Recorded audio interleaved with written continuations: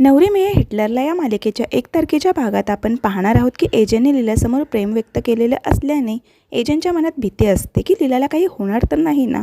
त्यात लीला एकटीच बाहेर पडते आणि एजे लीलाच्या मागे मागे जात लीलाला बोलतात, लीला मी तुला सांगितलं होतं ना मला न सांगता कुठे एकटीने जायचं नाही।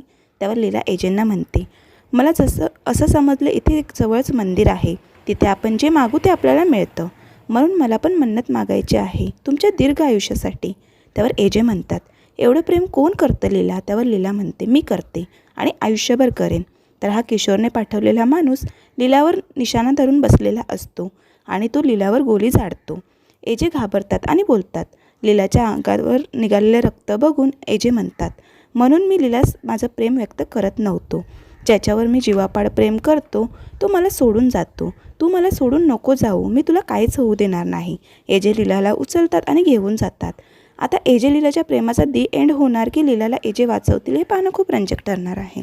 असेच रोज नवनवीन अपडेट जाणून घेण्यासाठी आपल्या चॅनलला नक्की सबस्क्राईब करा। थँक्यू।